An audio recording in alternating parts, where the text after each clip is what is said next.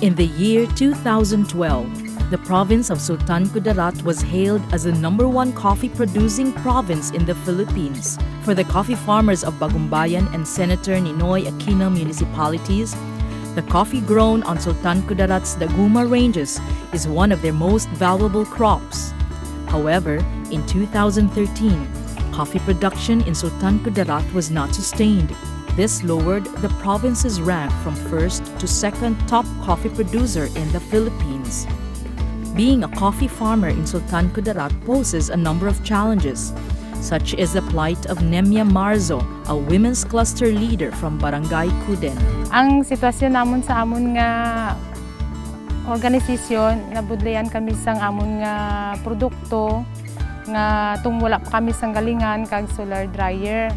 So ang amon ginabulalan ng trapal lang, tapos ang iba nagahimo sang dryer nila nga ng lupa lang gani siya.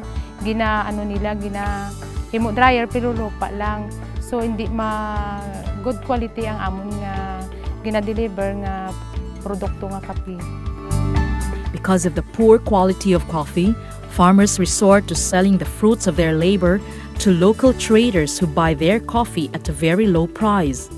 It also did not help that the farmers were not organized into one collective group. Ano yung sitwasyon ng namin, ng industriya ng kape dito nung hindi pa dumating yung CRS at yung KPI.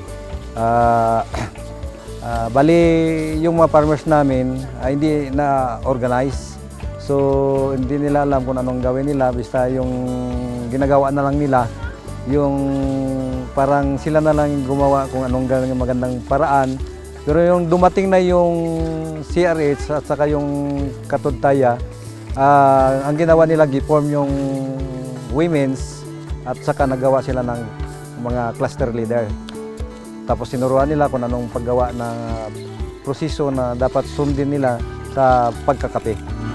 With the support from the United States Department of Agriculture, or USDA, the Catholic Relief Services, or CRS, in partnership with the Katuntaya Foundation Incorporated, or KFI, and the local government, implemented the Farmer Alliance for Resource Strengthening and Marketing Project, or FARM Project, which aims to scale up agro-enterprise production and marketing for smallholder farmers in Mindanao.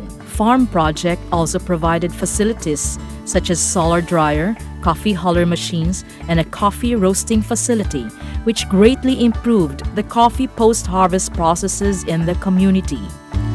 So dati kasi, yung binibilidan ng ating mga farmers is yung trapa lang. So malaking tulong. Sa ngayon kasi mayroon na tayong solar dryer.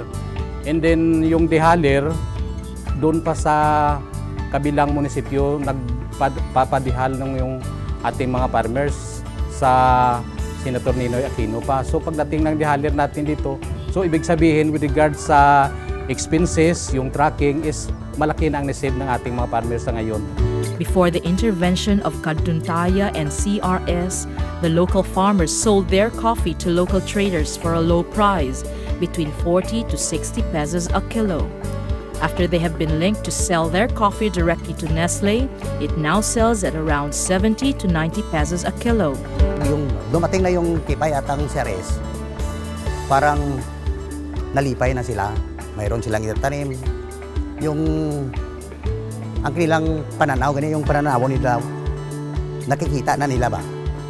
Balang araw, hindi lang sa ngayon na sabi ko, sa mga anak nila, doon na nila makikita ang pangabudlay nila ba. For example, parehas ang kopi. Dumating 3 years, mayroon na silang harvestin. Hindi ba malaking tulong yan? Pero nung una, wala. Sa ngayon, nakikita ko yung mga katawan ko, parang maligaya na. For the coffee farmers of Sultan Kudarat, their involvement in the farm project has successfully changed their perspectives on a more sustainable livelihood which will bring about a better quality of life. Una-una nagapasalamat gid ako sa proyekto nga nabato namon karon. Una-una namon nga pasalamatan is ang CRS. Daw sila gid ang naghatag dako nga bulig sa amon. Pero ina siya hindi namon makabot kung hindi pinaagi sa bulig sa among mga barangay officials and then mga municipal officials kag na kaagom kami sining nga project. Ang kaupdanan kuman nga mga opisyalis ka board sining asosasyon, ginapasalamatan kuman kay madamo kami sing natun-an pinaagi sini. Hindi lang kay project ang ginapas namon dire, kundi ang mga talento nga nakuha namon sa ila. Kay madamo nga seminar nga gin-offer ang CRS abi. So salamat gid sa kay Sir Aladen, sa kay Sir Jimmy, sa amon presidente, kag sa kay kapitan, kag kay mayor. Salamat gid sa proyektong nabato namon karon, kag salamat man sa dugang kinaalam nga naagom sa mga farmers sang Barangay Masyag. Madamo gid nga salamat. The Farm Project, bridging the gap between the farmer and the market towards sustainable livelihood.